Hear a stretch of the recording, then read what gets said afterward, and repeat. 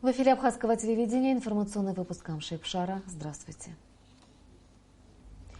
Сегодня в выпуске о сохранении и развитии абхазо-абазинского этноса. Международный круглый стол в Сухуми. Третий международный круглый стол «Абазины и абхазы. Перспективы сохранения и развития языков и историко-культурное наследие» прошел сегодня в Сухуми. Он был посвящен подведению итогов первого года реализации уникальной программы по сохранению и развитию абхазо-абазинского этноса. Мероприятие организовано совместно Академией наук Абхазии и автономной некоммерческой организацией «Алашар». Это не первая встреча абхазских и абазинских ученых, которые на протяжении долгого времени изучают проблемы сохранения нашего этноса. Весь прошлый год программы реализовывались. Сейчас же подводились итоги проделанной работы. Приветствуя гостей и участников встречи, президент Академии наук Абхазии Зураб Джапуа отметил, что в условиях современного мира малочисленным народам, к которым относятся абазины и абхазы, необходимо задуматься о сохранении и развитии тех ценностей, без которых невозможно представить ни настоящего, ни будущего наших народов.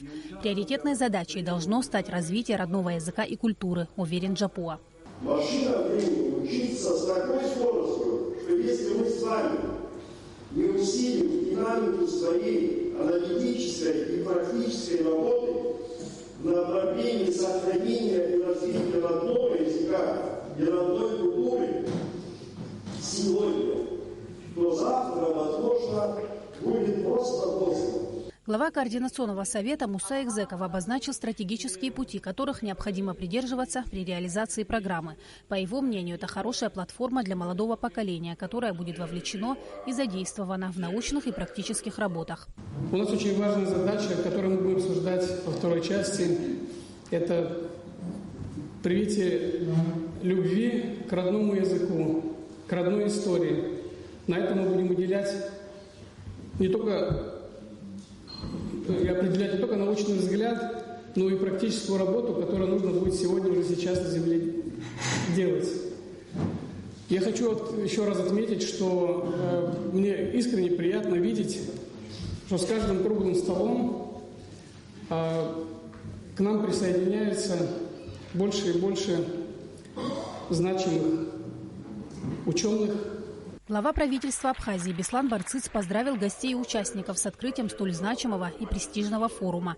Дискуссии, проводимые под эгидой Академии наук Абхазии и Международного объединения Алашара, посвящены чрезвычайно важной проблеме – сохранению и развитию наших языков и уникального историко-культурного наследия, отметил Барцыц. Вами предприняты значительные усилия в этом наиболее приоритетном и жизненно важном направлении нашего сотрудничества. Примечательно, что расширяется география участников подобных встреч, усиливается актуальность и практическая значимость исследуемых проблем.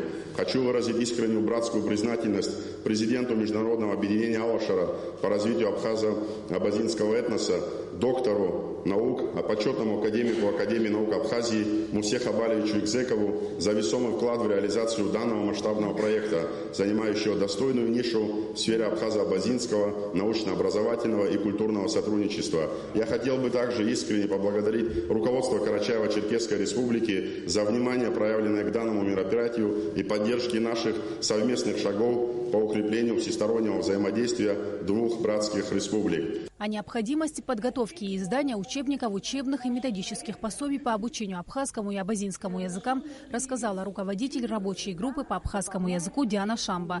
В своем докладе она выделила несколько факторов, мешающих знанию родного языка. Также у ученого есть свои предложения по упрощению методов преподавания и изучения абхазского языка. При том, что наши языки – части одного целого, Диана Шамба считает, что по некоторым важным параметрам абхазы и абазины не представляют культурного единства. И объяснила, в чем заключаются сложности в сближении языков. Хотя оба языка используют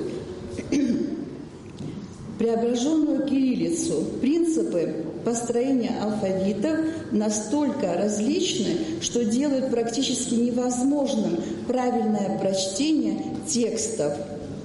Однако мы сохранили единство основного словарного запаса. При этом и абхазские, и абазинские языки, используя как литературную, так и диалектальную лексику, могли бы обогатить друг друга. Участники встречи подвели некоторые итоги проделанной работы, но уже сегодня очевидно, что этой работой заинтересованы не только в Абхазии и Карачаево-Черкесии, но и наши соотечественники за рубежом, которые хорошо понимают актуальность изучения родного языка. Сима Аргун, Алексей Агухава, Ильдар Дамиров, Абхазское телевидение. После перерыва работа международного круглого стола продолжилась. Его участники обсудили вопрос об издании настольной книги Апсора, а также о создании единого унифицированного алфавита. Муса Экзеков считает необходимым издать книгу о Апсора и Абазара в этом году. Он предложил составить комиссию по выработке и разработке книги, куда войдут абхазские и абазинские ученые. Во второй части работы круглого стола принял участие вице-президент Абхазии Виталий Габния, который отметил важность работы по сохранению абхазского и абазинского этноса. Сама программа по сохранению и развитию этноса абхазского и абазинского как этноса общего, она действительно дорогого стоит, и лично для меня звучит как такая камерная, идущая от души музыка. Да, мы народ с общим корнем и схожи не только лингвистически. Но в то же время надо понимать, что в течение порядка 150 лет мы развивались обособленно с определенной автономизацией, где между нами был Кавказский хребет. И это не могло дать свои особенности, где в свою очередь, на мой субъективный взгляд, у абазины подверглись в своей культуре адыгскому влиянию. Это тоже наши двоюродные братья, где мы по отношению друг к другу родные. Такие же симптомы существуют и у нас, поскольку та среда обитания, в которой мы находимся, она не может определенным отяжелением не ложиться на наши языки.